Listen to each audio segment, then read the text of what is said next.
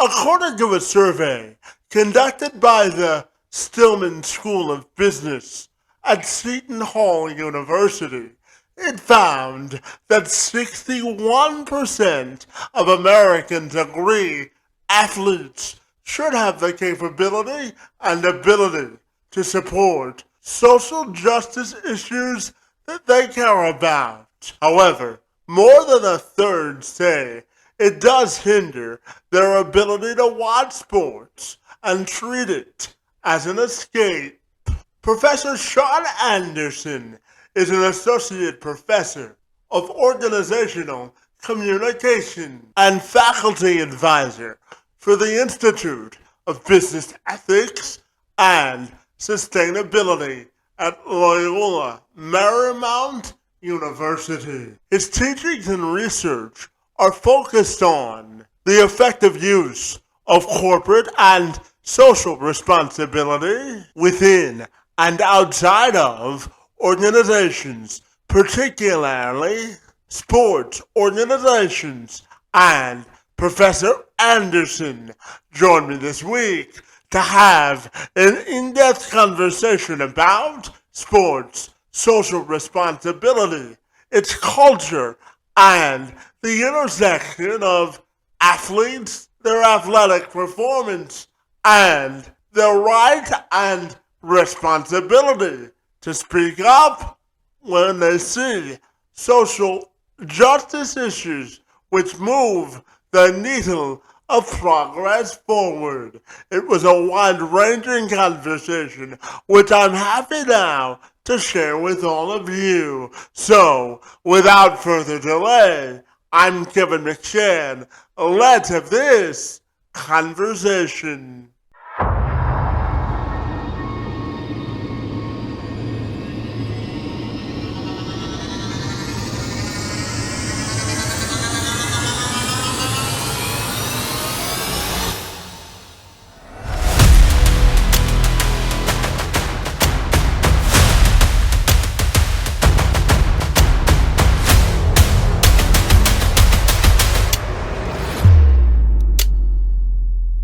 If you're ready, I'll take a moment to welcome you to the program, and I'm super excited to learn how you help to inspire the minds of our next generation. Professor, great to see you this afternoon, and thank you so very much for being here.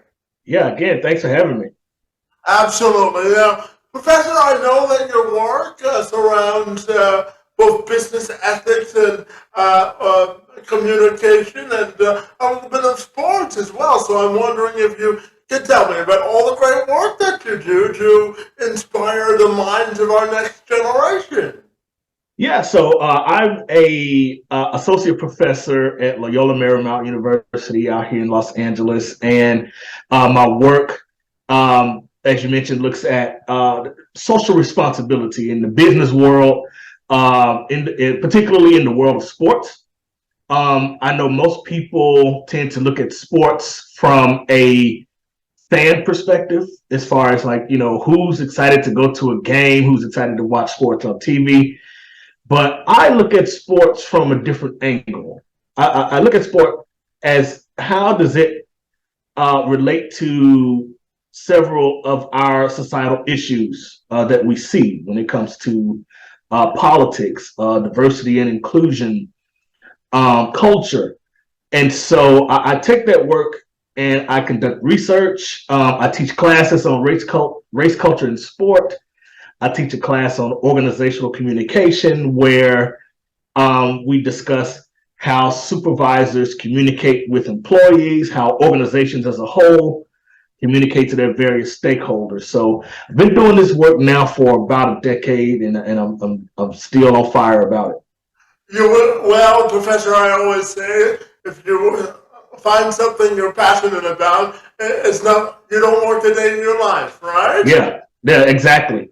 Absolutely. Professor, I'm fascinated to ask you about the social responsibility you think athletes have in today's climate, both from a political, social, and a psychological standpoint. What is the social responsibility of athletes, in your opinion? Yeah, so we're in an age today where pretty much information can be found anywhere, whether it's the 24-hour news cycle to Twitter, Instagram, Facebook, whatever social medium that's out there. And athletes, like never before, you know, particularly high profile athletes, have found themselves talking about various social issues, but not only engaging in the protests, like Colin Kaepernick's taking a knee, but we're now seeing athletes engaging in social responsibility from the perspective of we are now shifting from the protests to conversations on policy change and policy reform when it comes to acts of criminal justice, to impacting youth when it comes to better educational opportunities.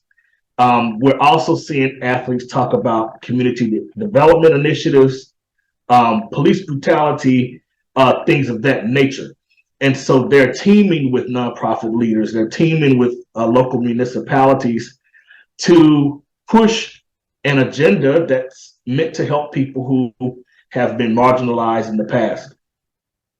Yeah, absolutely. And Professor, as you know, earlier this week we saw the return of Brittany Griner to the stage, and Yeah. all that went into that. So I'm just curious about, now that situation has come to a close, how do you think we should view that situation as a whole? And additionally, I'm also curious to ask you about pay equality for women in sports as well, and your thoughts there. Yeah, so with the Brittany Griner situation, we have this umbrella term of sport and politics, right, or the athlete activist. Now we're seeing how sports can infiltrate foreign policy, right? Because we know that with Brittany Griner, being brought back to the U.S., the exchange for that was for Russia to receive a prisoner that was held in the U.S. as well. And so now sports has infiltrated that conversation on foreign policy. It also talks about what we were willing as a country to sacrifice in the name of not only Brittany Griner, but in the name of sport in and of itself. But then, like you said, it comes back to where we are as a society when it comes to how we value our athletes. And I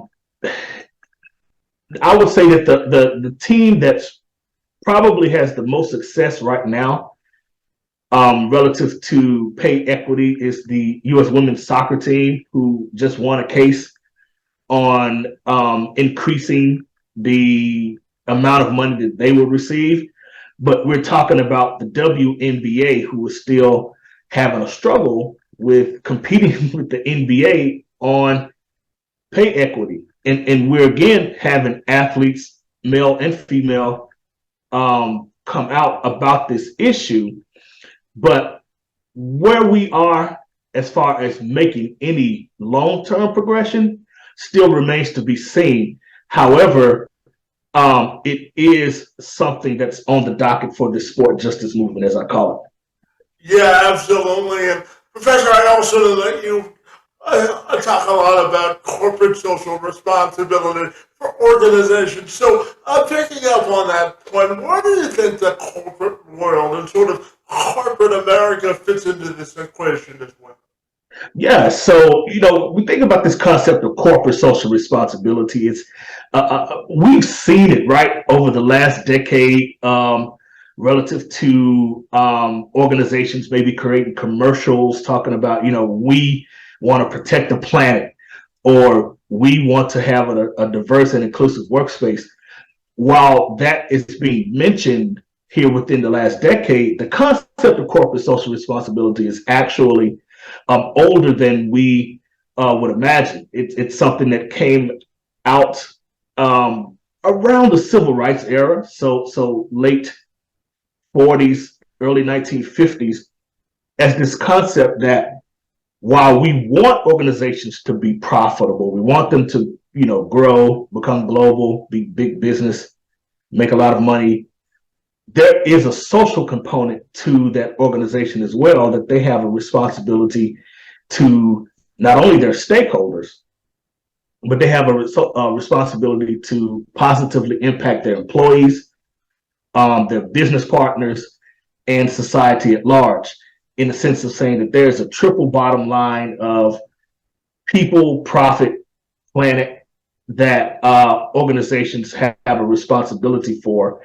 It's not to say that they can resolve all the world's problems in the next 2-3 years, but if you're wanting to be good to your customers, you should also be good to society. Yeah, absolutely. And Professor, I don't know how much research you did on me, but I'll share just a little bit about myself. So I was born with what's called spastic quadriplegia cerebral palsy. Simply means that I don't have enough oxygen in my legs to walk normally. And I originally went to school to become a sports reporter. So I was fascinated to have you on the show today to ask you about diversity, equity, and inclusion in sports media, and how we can help more folks with disabilities become visible in the space. Yeah, Kevin, it's funny. I grew up also wanting to be a sports reporter. I was saying that I want to be the next great Stuart Scott, right? Uh, Growing up watching him on ESPN, giving his unique take on the world of sport. But it's interesting where we are shifting. We see people like I'm sure Stephen A. Smith sort of take a first take. You're seeing Shannon Sharp and Skip Bayless kind of be the front line of the Fox Sports platform. But here's the thing: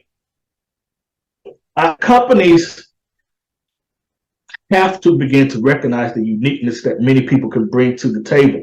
Whether it's somebody if of a different ethnicity, like you say again, someone who is dealing with sex accessibility. Excuse me, and everybody from those particular backgrounds have something to say. They have a unique spin on the world of sports. I think one of the platforms that would be great for individuals from all these backgrounds to talk about is the global platform of the Olympics, and having the opportunity to talk about all the sports that are being planned through that. And so while organizations are understanding that they need to change and they need to be accessible and they need to be equitable, they need that push. They need somebody to go in and say, hey, you need to open your door, and you need to be okay with the fact that everybody deserves an opportunity to be on this platform, and particularly when it comes to sports, because sports is a fun thing to talk about in some cases. Yeah, well, Professor, I think sports is a bonding agent that brings people together, don't you think? Absolutely. Here's the thing. We do, at any given point, would love to go to a game, and you're just sitting there and you're sitting in the atmosphere, you're smelling the concession stand food, and you're just enjoying that time. Sports, and I believe this is the former South African president, the late Nelson Mandela, who said, sport has the power to change the world. It has the ability to bring people together. It's more powerful than, he was saying, more powerful than governments when it comes to ending, discrimination and prejudice. And that was his hope, And so sport is a catalyzing platform, I believe, that, we can enjoy games, but we can also share our different cultures and understand from each other. I think that's the the message that President Mandela was trying to say back in 2000.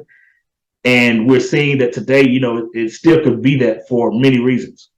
Yeah, absolutely. And Professor, I know that your work has been featured in certain publications like Psychology of Popular Media Culture, the International Journal of Sports Communication and Sports Marketing at the Sports Marketing Association Conference. So tell me about how the sense of pride that you have, that your work and your findings have been seen by a variety of different audiences. Yeah, so it's always a joy when it comes to academia to see your work published, because what many people don't know is that it takes months, months to write a 25 to 30 page paper on a research topic that you love. And the process is you submit it to these journals, and then there are typically 3 reviewers who will essentially scrutinize your paper to see, where you're doing things right and where you're doing things wrong. And there's this running joke in academia that reviewer 1 will really love your paper, but reviewer 2 hates the paper for all its glory, and that person will let you know how bad that paper is from top to bottom. But in all seriousness, once you go through that process and you make those revisions, and the editor of the journal says, "Well done, we are happy to publish this paper," after about 6 to 9 months of the process, it's a great feeling.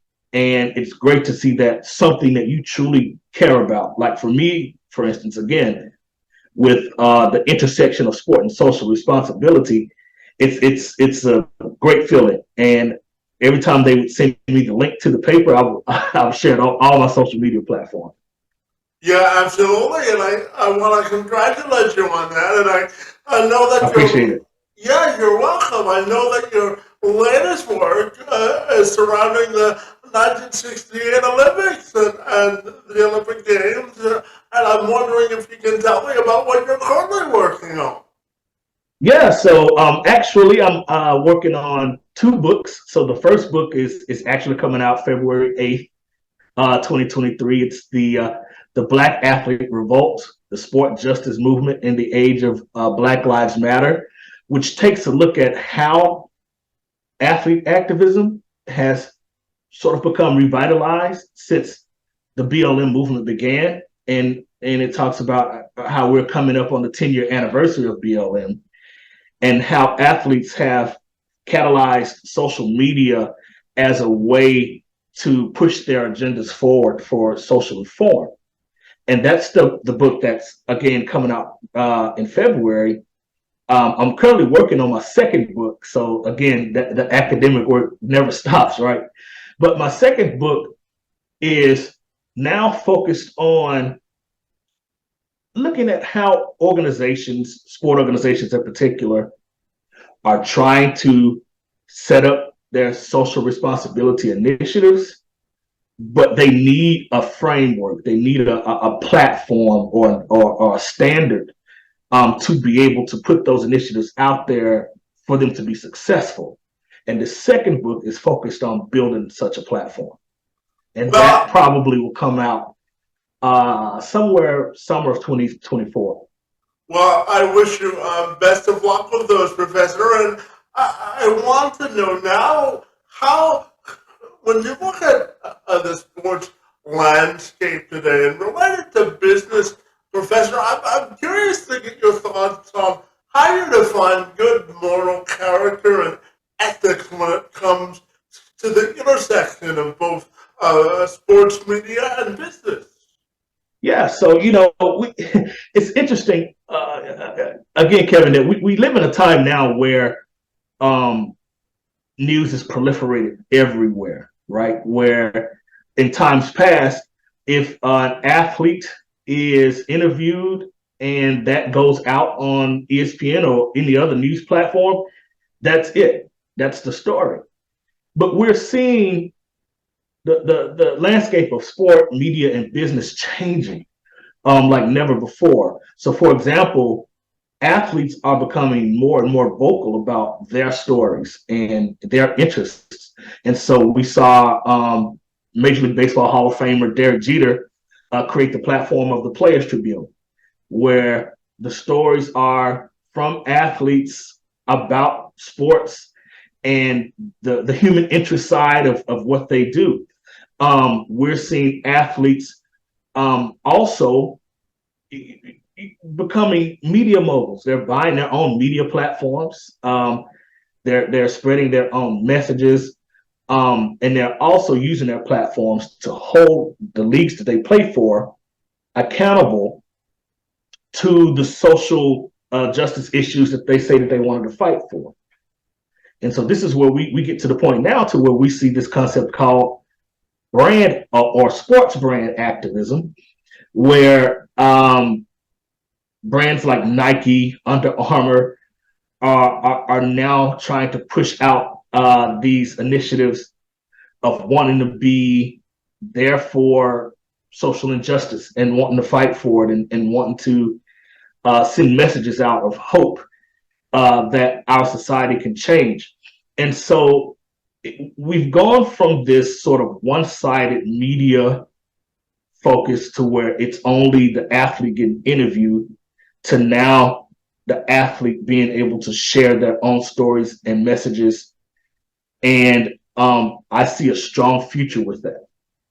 Yeah, absolutely. And Professor, I also was curious to get your opinion on sort of eliminating a partisanship because, one of the things that I always say is that you can disagree with someone without degrading them. But when you look at American culture today, we're so quick to go to our partisan corners, whether it be in politics and sports or in business. Yeah. So how do you think we create more bridges of unity even when we disagree with people? That's a great question because I think a lot of that comes from, upbringing to experiences to, not really taking the time to understand somebody from a different perspective, right? That's the first thing that I think us as a society should do. Instead of relying on the stereotypes that we've known to see, over the course of our lives, why don't you take the time to listen to a person that says, hey, I'm a Black man, for example. I want to work and I want to have a great job and support my family. Don't always look at me as a threat. I'm an ex-football player. So, I know when I walk down the street, I could look intimidating. But the thing is, don't rely on that. Just don't try to run away from me or run to the other side of just because, you think that I'm a threat. I'm just simply probably walking down the street to catch up to the ice cream truck that I heard the signal from, earlier that day or something. Or I'm just walking down the street just to walk outside. And so I think as a society, to kind of move past that, denigrating, degrading concept that we have been known to do here over the last few decades, we really need to take the opportunity to sit down and understand, listen, but also comprehend. Don't just sit and say, I'm going to listen to you, but every time that you talk about a particular issue that bothers you, you have to interject and put your spin on it. No, everybody has their own unique power. They have their own unique struggle, and they have their unique voice. And we need to take the time to pay attention to that. Absolutely. Everyone has opinion and perspective that deserves to be heard. Don't you agree with that? Absolutely.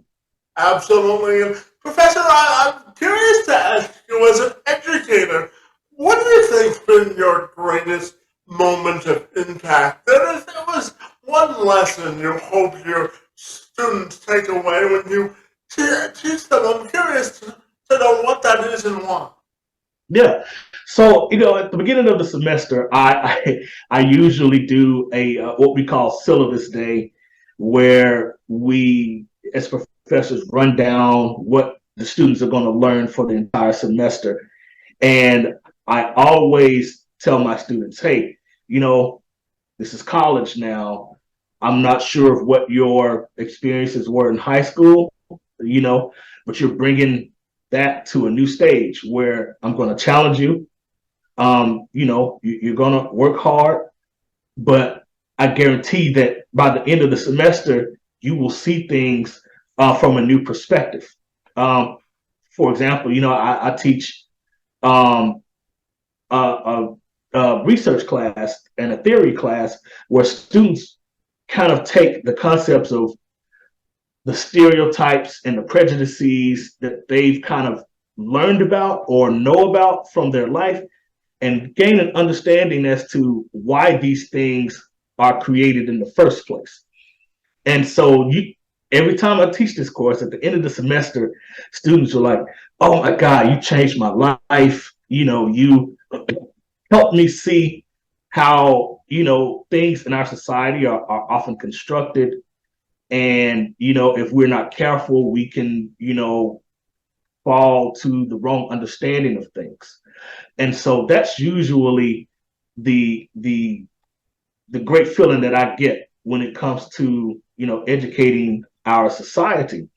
And then when we're talking about teaching sport classes, where students are able to take a listen to perhaps a sports psychologist who is talking about how he or she, got into their field, or the general manager of a sports team that talks about, you see the lights and the camera and the media, but the behind the scenes work is a lot of time and a lot of effort to take these sort of big academic concepts and help break it down for them to understand is really one of my tasks as an educator. Yeah, absolutely. And Professor, I just have a few more questions for you. And the first has to do with what do you think are the steps that we have to take to eliminate racism in sports? In sports, particularly when it comes to hiring more black coaches to positions of prominence or prominent positions in sports in general. So, what do you think is the key to eliminating racism in sports? One big thing is we have to stop looking at black coaches, black athletes as less intelligent, right? Because I think that's typically the mark that's set against athletes and coaches of color to get into certain positions. We have the Rooney Rule in the NFL, for example, that says that for any team that's looking to hire a head coach or a position coach, such as an offense coordinator, defensive coordinator, or what have you, you have to at least interview, one coach from a minority background. Mm-hmm. And that doesn't guarantee that that coach is going to get hired, but it just says that you have to at least interview that person. But in recent years, that rule has kind of turned into sort of a platform of tokenism, because it's as if to say that, okay, the owner of these NFL teams, let's just go ahead and interview this one black coach, or this one Hispanic coach, or this one woman who wants to coach, just so we don't have to hear from the media that says that we're a racist team. But if the goal is to be a more open and just society, particularly when it comes to sport and trying to eradicate racism, we have to get serious about who we're trying to hire and why we're trying to hire. And at the end of the day, no one is saying to hire, for example, a black coach just to hire a black coach, and this coach is not qualified. We know that there are plenty of qualified candidates out there who are black or who are Hispanic. But we have to be able to give them those opportunities and not fall wayside to the backlash of public opinion who in our society today says that, oh, you're just hiring this person because they're black. No, you have to move past that. You have to really hire this person, give this person the proper opportunity to succeed, and then we'll probably be able to see some change over time.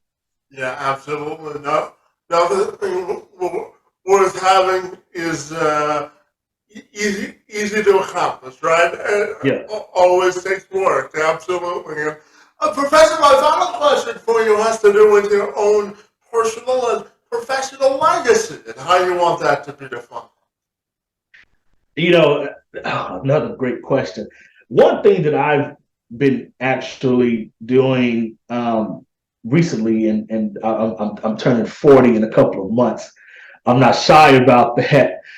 But with that, I will say that in my work, in my life, in the things that I do on a consistent basis with family, friends, is that I want to be as authentic as possible.